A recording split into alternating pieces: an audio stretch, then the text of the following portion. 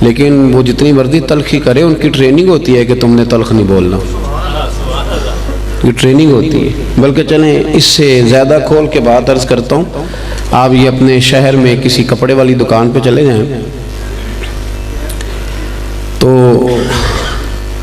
Cell مین سے کہیں کہ ایک سوٹ دکھائیں تو وہ آپ کو دکھائے گا، نہیں یہ نہیں مجھے پسند تو وہ دوسرا تھان کھول لے گا، یہ بھی نہیں پسند تو وہ سارے کھول کے لے آئے گا۔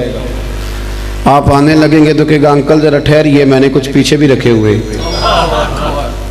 وہ بھی کھول کے لائے گا۔ پھر بھی آپ نے کہہ دیا کہ نہیں تیرے پاس وہ ہے نہیں یار، تو نے میرا وقت ضائع کیا، تو پھر بھی بد اخلاقی نہیں کرتا وہ، بلکہ آپ سے کہتا ہے اگلے ہفتے آئیے گا نیا مال بھی آنا ہے۔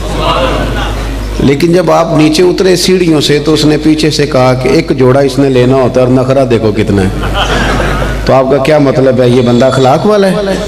یہ اخلاق، اس نے تو غیبت کی، نے ظلم کیا اپنی جان پہ۔ لوگ سمجھتے ہیں کہ فقط میٹھا بولو، یعنی یا میٹھے بولتے جائیں باقی جو مرضی کرتے جائیں۔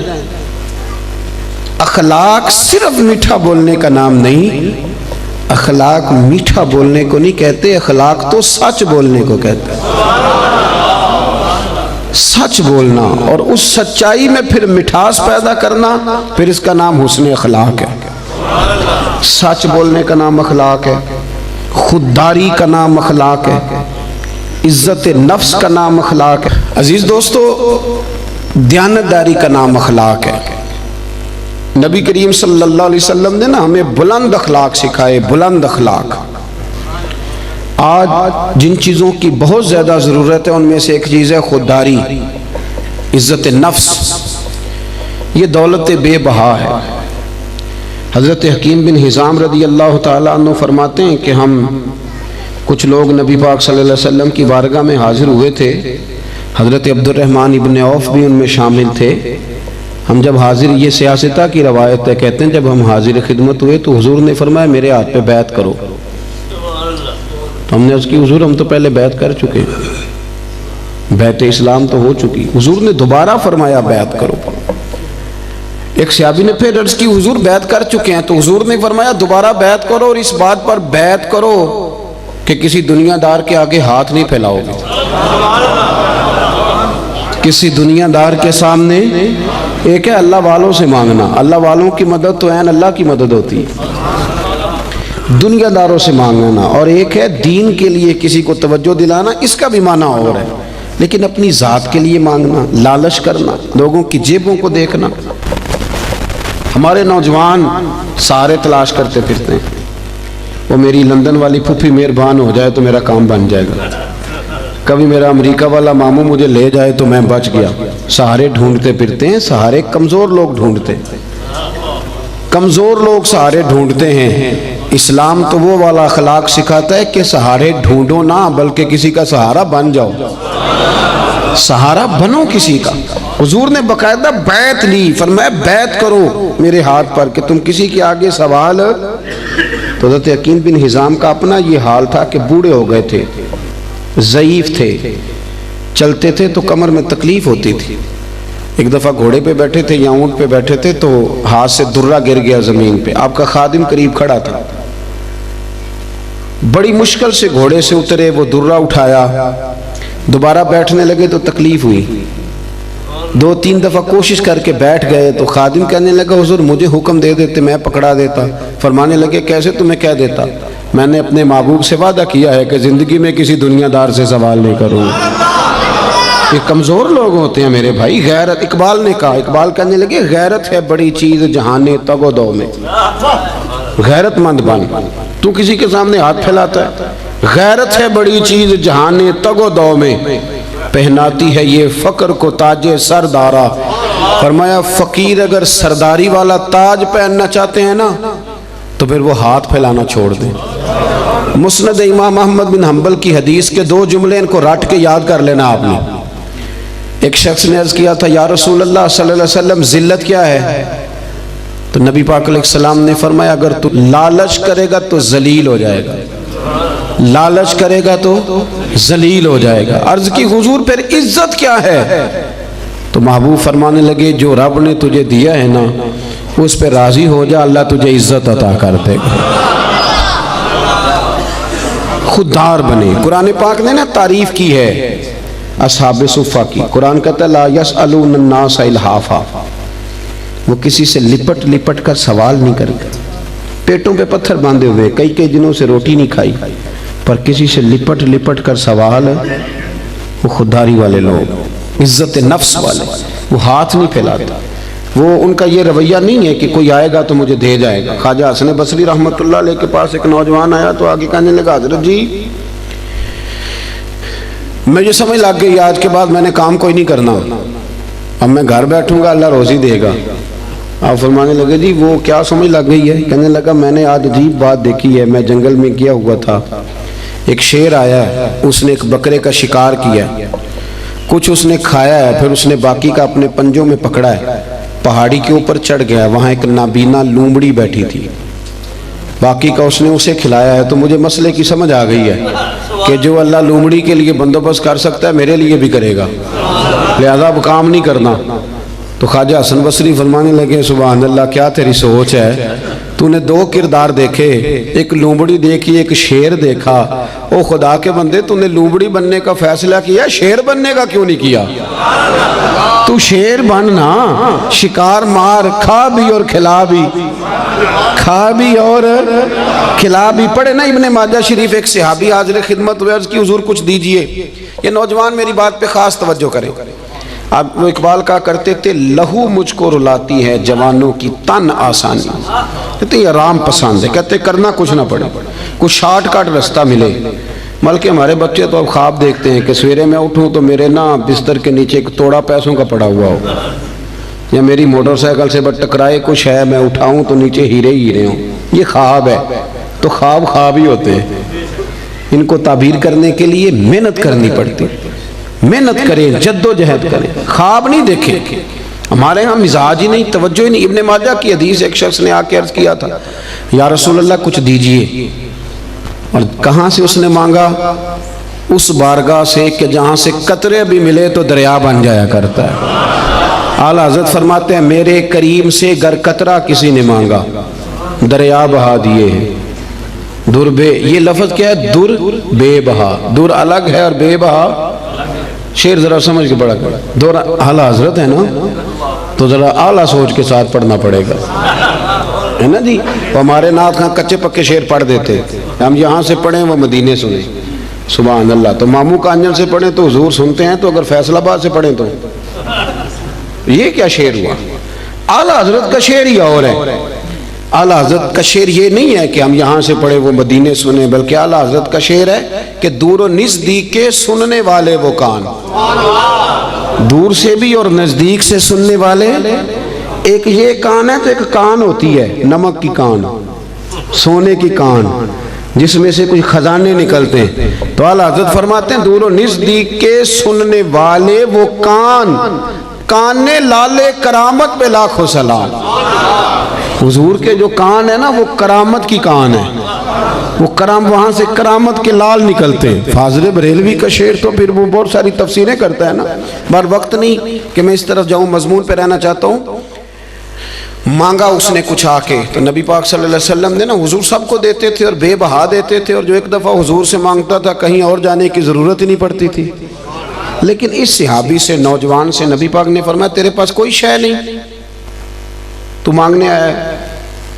تو اس نے عرض کی یا رسول اللہ میرے گھر میں نا ایک کمبل ہے اوڑھنے کا اور ایک پیالہ ہے پانی پینے کا. صحیح بتانا اتنا غریب کوئی اس محفل میں ہے جس کے گھر میں ایک ہی کمبل اور ایک ہی پیالہ ہو؟ بولتے کیوں نہیں؟ آپ ناراض ہیں؟ چلو نہ ہی کر دیں. کوئی ایسا غریب ہے؟ لیکن آپ ہر تیسرے آدمی سے پوچھیں حال کیا تو وہ رو پڑے گا، کہے گا سب سے غریب میں ہی ہوں. ہر تیسرا بندہ غریب ہے، پریشان ہے. اتنا بھی کوئی غریب ہوگا کہ ایک پیالہ پانی پینے کا اور ایک کمبل اوڑھنے کا؟ نبی کریم علیہ السلام نے نا وہاں اسے یہ نہیں کہا کہ چل تو رو آنسو بہا، اور میں لوگوں کو بھی کہتا ہوں کہ سارے کہیں کہ بڑا غریب ہے اس کے ساتھ تعاون کرو. نا، اس غریبی پر بھی رسول کریم نے غیرت کا درس دیا. حضور نے فرمایا جا کمبل اور پیالہ لے کے آ. وہ لے کے آئے تو اللہ کے رسول نے فرمایا کون خریدے گا بھائی؟ ایک صحابی نے عرض کی حضور 1 دینار، دوسرے نے کہا 2 دینار، حضور نے 2 دینار والے کو کمبل اور پیالہ بھی بیچ دیا۔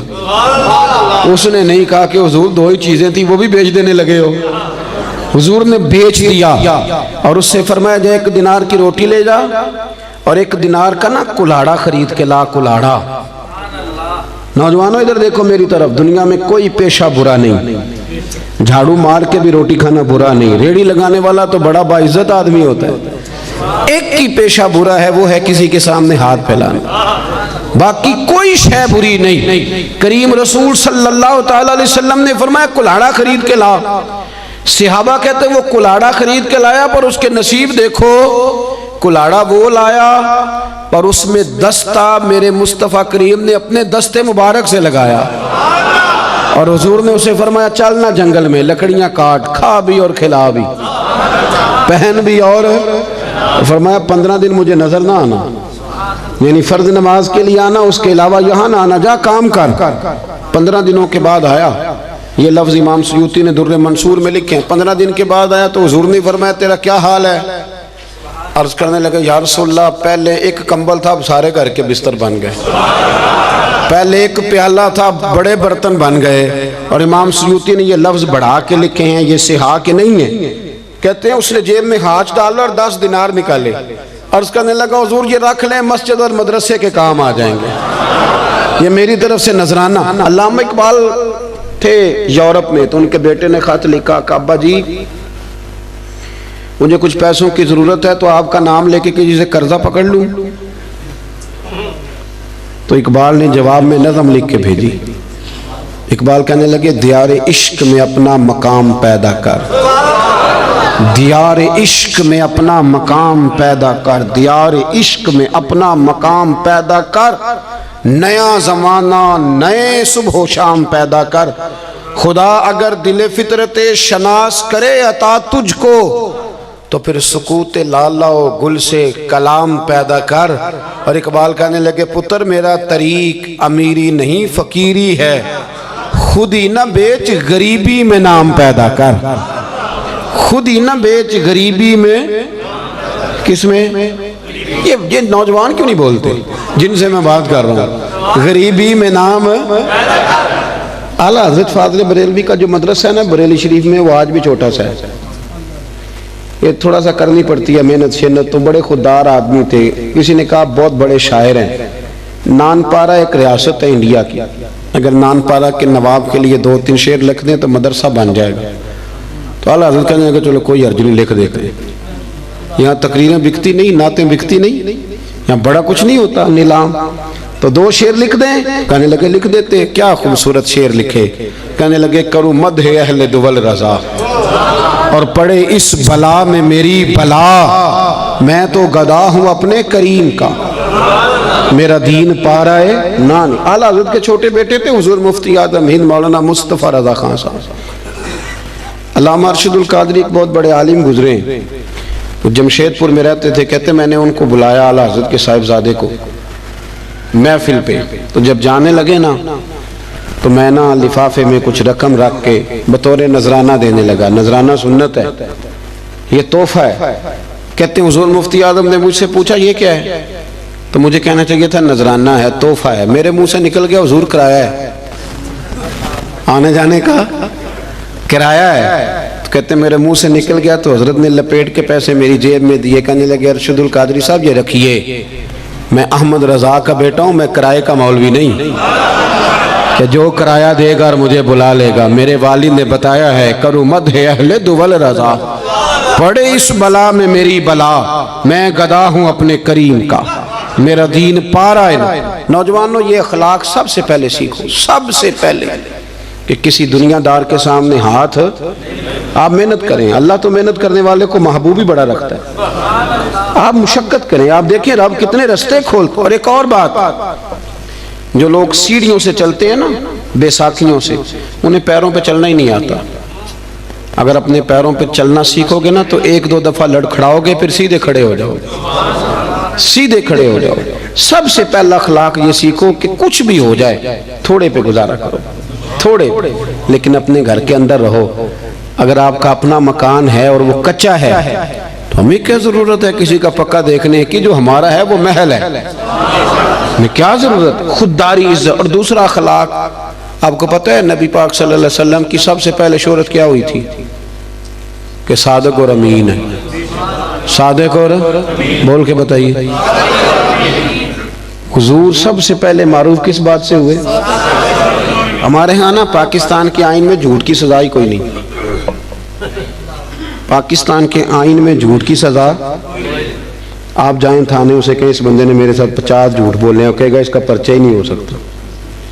اور جھوٹ اتنا عام ہو گیا، غلط بیانی، جھوٹ، اور وہ طے کر کے بولتے ہیں لوگ جھوٹ، طے کر کے، یعنی شادی کارڈ پہ جان بوجھ کے لکھتے ہیں کہ 12 بجے کھانا ہے، کھلاتے ہیں 12 بجے۔ کیوں لکھتے ہیں؟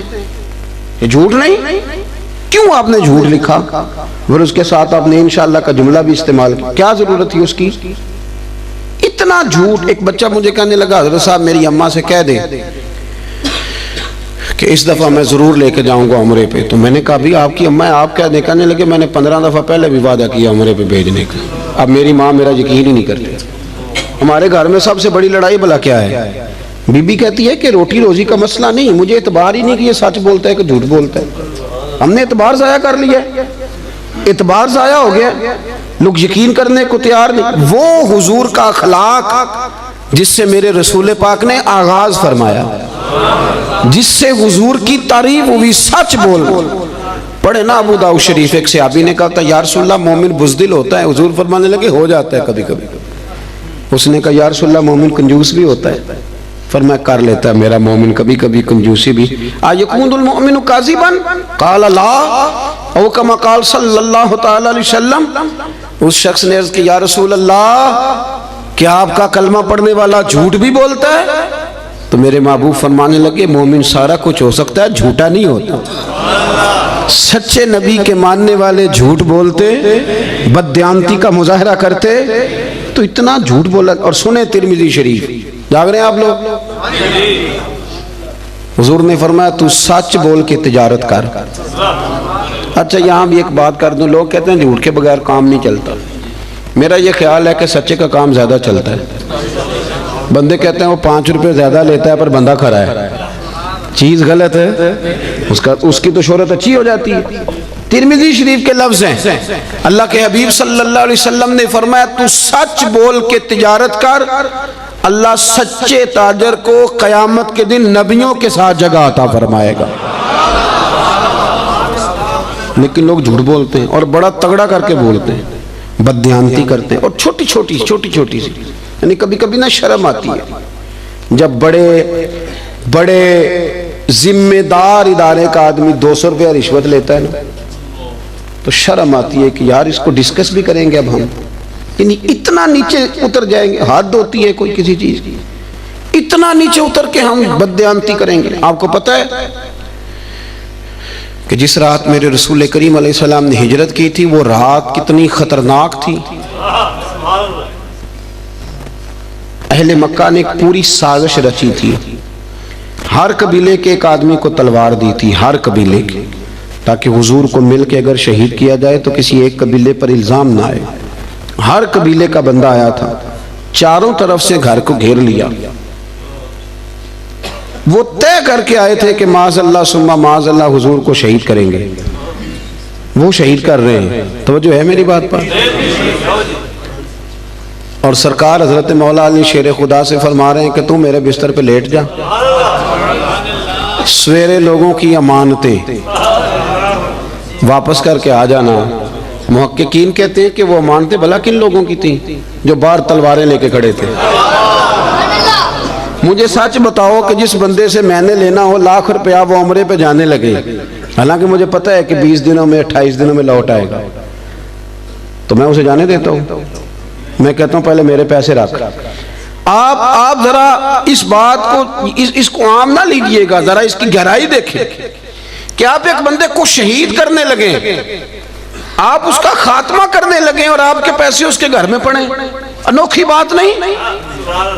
اخنس بن شریک سے ابو سفیان کہنے لگے کہ سنا تیرے بھی پیسے وہاں پڑے ہیں، تو تو شہید کرنے آ گیا تو پیسے تو لے لینے تھے۔ تو اخنس بن شریح کہنے لگا ابو سفیان چپ کر، بات کا تجھے بھی پتہ ہے اور بات کا مجھے بھی پتہ ہے، وہ باہر سے نہیں آئے، یہیں پیدا ہوئے، یہیں جوان ہوئے، ہمارے سامنے ان کی کن پٹیوں پہ بال سفید آئے، جانتا تو بھی ہے اور پتہ مجھے بھی ہے، مخالفت جتنی مرضی کریں پر یہ تو ہمیں پتہ ہے نا کہ وہ دنیا سے چلے بھی گئے تو ہماری امانتیں پھر بھی ضائع نہیں ہوں۔ آپ کیا بات کرتے ہیں صاحب، تیری صورت تیری سیرت زمانے سے نرالی ہے اور تیری ہر ایک ادا پیارے ادائے بے مثالی ہے۔ میرے عزیز اتنی بڑی بات کہ پیسے گھر میں پڑے، تو ان کا یہ دعویٰ ہے کہ وہ شہید بھی ہو گئے تو ہماری امانتیں ضائع۔ لیکن یہاں کیا حال ہے، بڑا بڑا سیاںہ بندہ، بڑا سیاںہ کہتا تیرا بیانہ گیا ختم چھٹی، کس حساب سے رکھ لیا آپ نے بیانہ، کس مفتی سے فتویٰ لیا؟ لیکن چھوٹی چھوٹی چیزوں میں بددیانتی، جھوٹ، دغا، فریب، اور آپ یقین کریں کوئی فائدہ نہیں ہوتا، لوگ پھر بھی جھوٹ بولتے ہیں، مذاق میں جھوٹ بولتے ہیں، جھوٹی کہانیاں سناتے ہیں۔ چھوڑیں، مہینہ چل رہا ہے سیدنا ابو بکر صدیق کا، حضرت ابو بکر صدیق رضی اللہ تعالیٰ عنہ نا نبی کریم صلی اللہ علیہ وسلم کو لے کے نا غار ثور پہ تشریف لے گئے۔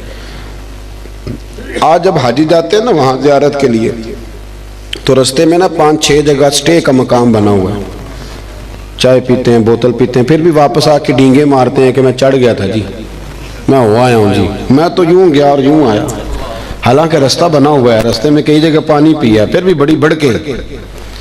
جب حضرت صدیق اکبر لے کے گئے تھے تو رستہ بھی کوئی نہیں تھا، وقت تھا رات کا۔ وہ درویشوں نے کیا خوب بات کی، جب دیکھا نا کہ حضور کو ذرا تکلیف ہو رہی ہے تو جناب ابو بکر کہنے لگے حضور میرے کندھوں پہ آ گئے۔ وہ درویش کہنے لگے او ویکھو پبا پار کدب نہیں جے لاؤندا تے 100 پہاڑ تے چڑھیا جاندا، او پیا جاندا دے یار نبی دا اے اصلی دلدار نبی۔ ابو بکر صدیق نے نا اپنی جوان بیٹی، ذرا توجہ کرنا میری بات پر، بیٹیاں بڑی پیاری ہوتی ہیں، جو لوگ شروع سے یہاں رہتے ہیں نا اس شہر میں، وہ محلے میں، تو بچیاں جانتی ہوتی ہیں کہ یہ میرا چاچو ہے، یہ میرا خالو ہے، یہ میرا، سب اپنے ہوتے ہیں، لیکن اس کے باوجود بھی رات کو اگر جوان بیٹی نکل جائے نا چوک میں ماچس لینے تو سویرے مصیبت بن جاتی ہے۔ وہ بچی رات کو نکل گئی اور ہو سکتا ہے کہ والد بندوق نکال لے کہ تو کیسے باہر گئی تھی، لیکن یارو وفا بڑے بڑے امتحان لیتی۔ حضرت صدیق اکبر نے اپنی جوان بیٹی جناب اسماء بنت ابی بکر سے کہا پتر میرے نبی پاک کو نا تازہ کھانا ملنا چاہیے۔ حضرت اسماء کہتی میں روز روٹی پکاتی تھی اور تازی پکاتی تھی، اور جب دنیا سو جاتی، جوان بیٹی، رستہ کوئی نہیں غار میں جانے کا، دنیا سو جاتی تو کہتی ہیں میں پھر چادر اوڑھتی۔ آج بھی جہاں غار ثور ہے وہاں آبادی کوئی نہیں، آج بھی نہیں، تو اس وقت کیا عالم ہوگا؟ فرماتی ہے میں رات کو تازہ کھانا لے کے جاتی، ایک رات میں نے کھانا پکایا، دوسرے دن میں کھانا دے کے آئی، دوسرے دن میں کھانا تیار کر رہی تھی، میرے دروازے پہ دستک ہوئی، کہتی میں کسی غریب کی بیٹی نہیں، چودھری کی بیٹی تھی۔ ابو بکر صدیق قبیلے کے سردار تھے، کبھی کسی نے آنکھ اٹھا کے نہیں دیکھا تھا، لیکن جب دروازے پہ شور ہوا میں باہر گئی تو ابو جان لوگوں کو لیے کھڑا تھا۔ اسماء کہاں گیا تیرا باپ حضور کو لے کے؟ کہتی رش تھا میرے دروازے پر، یار کوئی معمولی آدمی نہیں، سردار، مالدار، وزادار، تاجر آدمی۔ تو کہتی ہیں کہنے لگا کدھر گئے وہ؟ حضرت اسماء کہتی اب میں دوراہے پہ کھڑی تھی، اگر میں بتا دوں کہ وہ غار ثور میں ہیں تو میری وفا اجازت نہیں دیتی، سنو بتا دوں کہ وہ غار ثور میں ہیں تو وفا اجازت، اور اگر میں یہ کہہ دوں مجھے پتہ نہیں تو یہ جھوٹ ہے، یہ میرے نبی کی شریعت اجازت نہیں دیتی۔ کس کس موقع پر لوگوں نے سچ بولا اور کس کس طرح بولا، کوئی فائدہ نہیں ہوتا، جھوٹ بولتے ہیں لوگ، دغا کرتے ہیں، کوئی معنی ہی نہیں، اپنا آپ خراب کرتے ہیں۔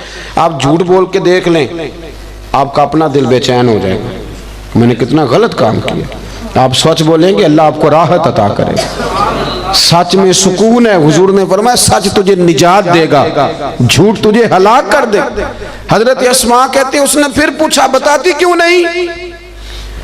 کہاں گئے تیرے والد حضور کو لے کے؟ آپ فرماتی ہیں 1 منٹ تھا میرے پاس فیصلہ کرنے کے لیے، شریعت بچانی ہے کہ وفا بچانی ہے، 1 منٹ تھا، کہتی اس نے تیسری دفعہ کہا تو پھر میں تھی تو بی بی پر میں نے ساری ہمت جمع کی اور میں نے فیصلہ کیا کہ میں نے شریعت بھی بچانی ہے، وفا بھی بچانی ہے۔ کہتی اس نے تیسری دفعہ کہا بتاؤ کہاں گئے؟ تو کہتی ہے پھر میں نے اسے کہا ابو جال سون، میں ابو بکر صدیق کی بیٹی اور صدیق اکبر کی بیٹی ہوں، تیرے سے جو ہو سکتا ہے نا تو وہ کر لے، مجھے پتا ہے وہ دونوں کہاں ہیں پر میں تجھے بتاؤں گی نہیں، میں نہیں بتاؤں گی، مجھے پتا ہے وہ کہاں ہے پر میں بتاؤں گی۔ عشق تے اگ دومی ایک برابر، پر عشق دا سیک ودھیرا، اگ تے ساڑے ککھ تے کانے، عشق ساڑے تن میرا، تے اگ دا دارو می تے پانی، کوئی دس سے ہاں پلا عشق دا دارو کیڑا، بلے شاو تے کچھ نہیں بچدا جتھے عشق ہوران دا ڈیرا۔ پر میں دونوں چیزیں بچانی ہیں، میں نے فوراً کہا، میں نے کہا مجھے پتا ہے پر میں بتاؤں گی۔ کہتے ہیں جب میں نے یہ کہا تو اسے بڑا غصہ آیا، اس نے ایک تھپڑ مارا، زمین پہ گری، کان میں بالی تھی، پتھر کو لگا کان تو کان پھٹ گیا۔ کہتی میں سردار کی بیٹی تھی، میں کو کسی چھوٹے آدمی کی تو نہیں تھی نا۔ جب کان پھٹا تو لوگوں نے ابو جال کو پکڑا، ادھر آ تو بچیوں کے منہ لگتا ہے، خیال کر، لوگ اسے لے گئے۔ کہتی میں اسی حال میں اٹھی، میں نے اپنے کانوں پہ چادر لپیٹی اور پھر روٹی پکائی، اور پھر میں نے دیکھا کہ ذرا لوگ زیادہ گہری نیند چلے جائیں، رات گہری ہو جائے تو میں غار ثور میں گئی۔ کہتے جب وہاں کھانا رکھا، دیا جلایا تو جناب صدیق اکبر پریشان ہو گئے، اسما پتر منہ کیوں لپیٹا ہوا ہے؟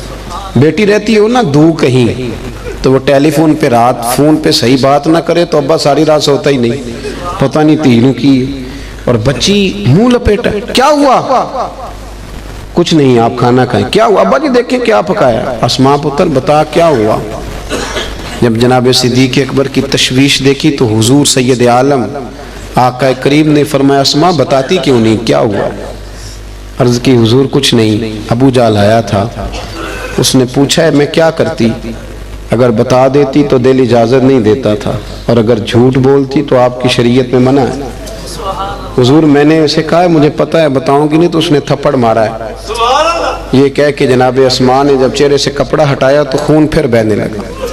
حضرت صدیق اکبر نے آنسو سمیٹ کے دامن میں چھپائے تو میرے محبوب نے ہاتھ اٹھائے، کہا اے اللہ میں ابو بکر سے راضی ہوں، تو بھی میرے صدیق سے راضی ہو جاؤ۔ میرے عزیزو ہم تو نا بلا وجہ کا جھوٹ، بلا حضرت معروف کرخی رحمت اللہ تعالی علیہ، بغداد کے لوگ آپ کے پاس آئے، کہنے لگے حضور دعا کر دیں بغداد میں بارش نہیں ہوتی، تو آپ فرمانے لگے یہ جو میرے سامنے کریانے والا ہے نا، یہ جو دال بیچتا ہے، شکر بیچتا ہے، گڑ بیچتا ہے، اس سے دعا کراؤ بارش ہو جائے گی۔ لوگ کہنے لگے حضرت صاحب وہ تو ہمارے ساتھ ہی نماز پڑھتا ہے، سارا کچھ ہے ہم جانتے ہیں، فرمایا اس سے دعا کراؤ بارش ہو جائے گی۔ لوگ کہتے ہیں جا کے اسے کہا میاں دعا کر دو، کہنے لگا حضرت صاحب سے کراؤ، تو کہنے لگی انہوں نے ہی تو بھیجا ہے۔ اچھا انہوں نے بھیجا ہے؟ ہاتھ اٹھا دیے، یا اللہ تیرے بندے کہتے ہیں تیرے بندے نے بھیجا ہے، مہربانی کار بندوں پہ رحم فرما۔ ابھی دعا پوری بھی نہیں ہوئی کہ رب کریم نے بارش عطا کر دی۔ لوگ چلے گئے، کچھ جو اہل دل تھے وہ دوڑے ہوئے حضرت معروف کرخی کے پاس آئے، عرض کی حضور یہ کوئی علیحدہ نمازیں پڑھتا ہے واپس آ کے، الگ نمازیں پڑھتا ہے؟ تو آپ فرمانے لگے نہیں اتنی پڑھتا ہے جتنی تم پڑھتے ہو، سنت شریعت کا پابند ہے، داڑھی رکھی ہوئی ہے، 5 وقت مسجد آتے ہو، تو حضور پھر اتنی قبولیت؟ آپ فرمانے لگے 35 سال ہو گئے میرے سامنے دکان کرتا ہے، یہ سودا پورا تولتا ہے اور گاہکوں کے ساتھ سچ بولتا ہے۔ تو جو بندہ 35 سال سے سچ بولے، اللہ کی نافرمانی نہ کرے، وہ بھی جب ہاتھ اٹھائے تو عرش کا مالک فوراً دعائیں قبول فرمائے۔ ایک تیسری بات یہ سنیں کہ حضور کا اخلاق یہ ہے کہ زندگی کا کوئی لمحہ ضائع نہیں کرنا، بے مقصد وقت نہ گزاریں کبھی بھی۔ سرکار نے نا لوگوں کو ایک مقصد دیا، اس مقصد پہ چل نکلے۔ حضرت بلال کا بھی مقصد تھا، حضرت عمر فاروق کا بھی ایک، حضرت خالد بن ولید کا بھی ایک۔ میری بات کی سمجھ آ رہی ہے؟ کوئی زندگی میں نا کوئی مقصد بنائے، اور اگر اللہ دے توفیق تو پھر میرے نبی کریم کے دین کی خدمت کو بھی مقصد بنائے۔ پتہ میں آپ کو عرض کروں، کسی بندے کو لو لگ جائے نا کہ میری 4 بہنیں جوان ہیں، میرا ابا بوڑھا ہو گیا ہے، تو 4 بہنیں اس سے چھوٹی ہوں تو پردیس چلا جاتا ہے اور کہتا ہے پہلے ان 4 کی شادی کروں گا پھر اپنی کروں گا۔ کرتے ہیں کہ نہیں ایسے لوگ؟ کرتے ہیں نا۔ لو لگ گئی ہے نا کہ میں نے اپنے گھر کو چلانا ہے۔ کسی کو گھر چلانے کی لو لگ گئی، کسی کو مکان بنانے کی، کسی کو بہنیں بیانے کی، کسی کو ماں باپ کو حج کرانے کی۔ کچھ ایسا بھی ہونا چاہیے کہ دین آگے پھیلانے کی بھی لو لگ جائے۔ ہم نے نا بحث سمجھ لیا ہے کہ دین بس بحث کرنے آیا ہے۔ 1 ربیع الاول سے 12 ربیع الاول تک بحث کرو کہ میلاد منانا چاہیے کہ نہیں، اور ٹکا کے کرو۔ اور جن کی 7 نسلیں میلاد مناتی آ رہی ہیں اور سارے وہ بھی پوچھتے ہیں ہر سال ہی کہ جائز ہے کہ ناجائز ہے۔ میں کہتا ہوں اب بس کریں، اب کتنا کو پوچھنا ہے، اب عمل کا رستہ اختیار کریں۔ اب اور میں نے اس دفعہ دوستوں سے کہا تھا کہ میرا دل کرتا ہے اب یہ نہ پوچھو میلاد منانا چاہیے کہ نہیں، اب میرا یہ دل کرتا ہے کہ ہم سے یہ پوچھیں کہ میلاد کی جھنڈیاں وضو کر کے لگانی چاہیے کہ بغیر وضو کے بھی لگ جاتی ہیں۔ اب ساری زندگی یہیں اڑے رہنا ہے، آگے بھی تو بڑھو نا تھوڑا سا۔ دین کے لیے نا جد و جہد نہیں، شوق نہیں، بلکہ بہانے بازی ہے، فلانا لڑتا ہے، فلانا ایسے کرتا ہے، فلانا۔ چھوڑیں، آپ نے عمل کب کیا ہے؟ دین کو تھوڑا سا مقصود بنائیں، کوئی ایک لائق سا بچہ نکال کے نا اسے دین کا عالم بنائیں، کچھ تھوڑا سا نا دینی چیزوں کو پڑھیں، کچھ لوگوں کو پڑھنے کی رغبت دیں۔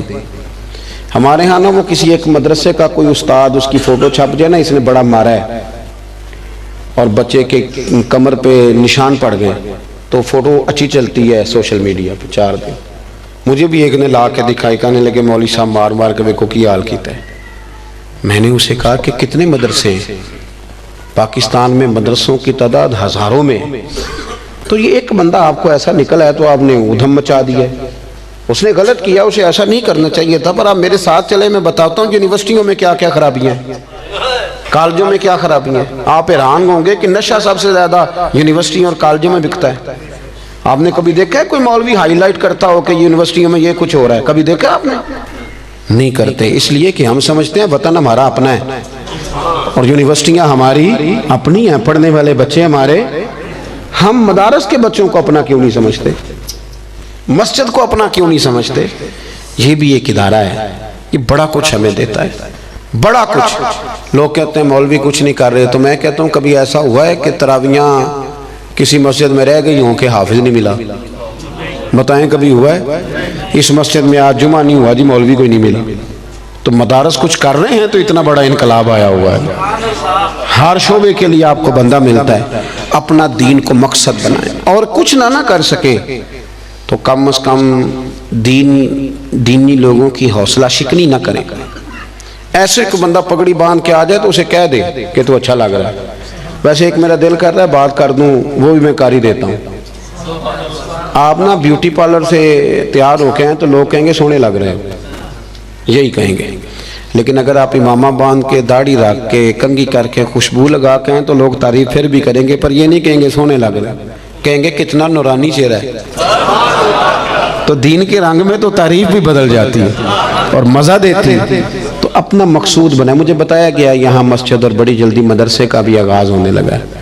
میں اس چیز کا قائل ہوں کہ مسجد اور مدرسہ جہاں بھی ہو وہ میرے نبی پاک کی پسند ہے۔ اپنی توجہات بڑھایا کریں۔ انسانوں میں غلطیاں ہوتی ہیں، مسجد و مدرسوں میں رہنے والے لوگ فرشتے نہیں ہوتے، انسان ہوتے ہیں، تو غلطیاں جہاں ہوتی ہیں ان کو صحیح کیا جاتا ہے، غلطیوں کی مخالفت شروع نہیں کی جاتی۔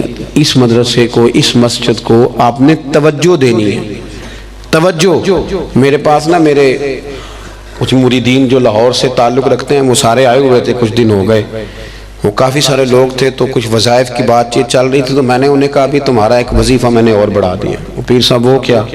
میں نے کہا آپ جس محلے سے آئے ہیں نا، آپ نے ہر جمعے اپنے محلے کی مسجد کی صفائی کرنی ہے، یہ ہمارا وظیفہ ہے، اس کو آپ نے پڑھنا ہے۔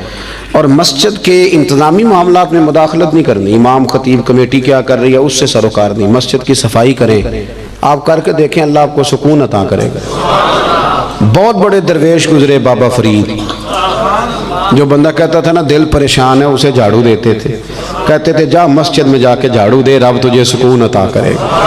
اور خود فرمایا کرتے تھے اٹھ فریدا ستیا تے جھاڑو دے مسیت، اٹھ فریدا ستیا تے جھاڑو دے، بولیے چلے مذہبی لوگوں سے بھی بات کر ہی لیتے ہیں۔ وہ امام صاحب کہتے ہیں مسجد کمیٹی دی وہ صفائی کرے، میں تو امام ہوں نا، امام تو نہیں صفائی کرتا ہوں، تو کمیٹی والے کہتے ہیں حضرت صاحب کرائی صفاؤ تسی کڑا آپ کرنی بالا کو لے کرانی جی، وہ بھی بڑے پکے ہیں۔ تو میں کہتا ہوں کہ مسجد کمیٹی کی ہے کہ اللہ کی ہے؟